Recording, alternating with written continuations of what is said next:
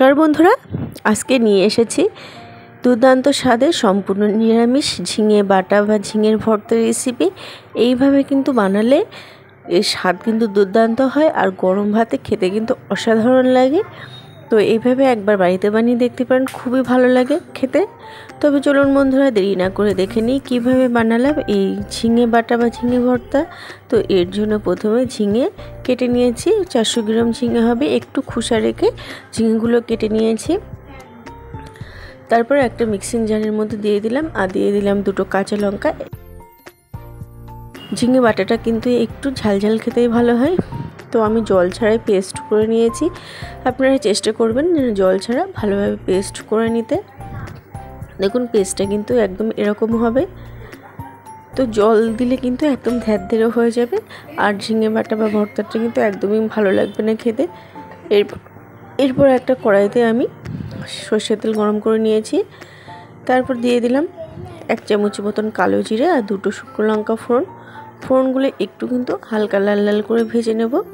এর থেকে একটা দারুণ গন্ধ বেরোনোর পরে এর মধ্যে আমি দিয়ে দিলাম আদা, টমেটো আর কাঁচা লঙ্কার পেস্ট, আর দিয়ে দিলাম স্বাদ মতো লবণ, 1 চামচ হলুদ গুঁড়ো আর 1 চামচ জিরের গুঁড়ো। এবার সমস্ত মশলাকে ভালোভাবে কষিয়ে নেব তেলের মধ্যে। ঝিঙে বাটাটা কিন্তু একটু তেলে হলে, একটু ঝাল হলে কিন্তু খেতে ভালো লাগে। তো সমস্ত মশলাটা কিন্তু কষিয়ে নিয়েছি। এরপর এর মধ্যে আমি দিয়ে দিলাম করে রাখা ঝিঙে পেস্টটা দিয়ে ভালোভাবে মশলার সাথে কষিয়ে নেব।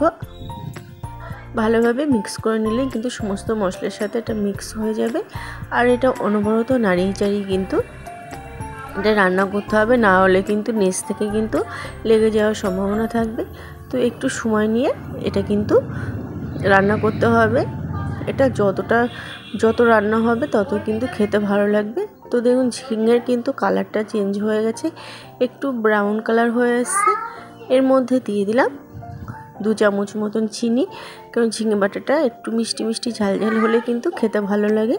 এবার চিনিটা দিয়েও ভালোভাবে মিশিয়ে নিলাম, আরও কিছুক্ষণ রান্না করে নিলাম। দেখুন ঝিঙে বাটাটা কিন্তু একদম কালার চেঞ্জ হয়ে গেছে, একদম কষা কষা হয়ে গেছে।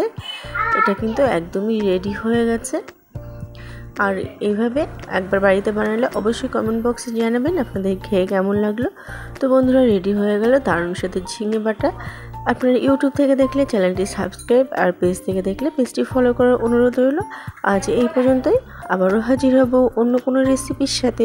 সবাই ভালো থাকবেন।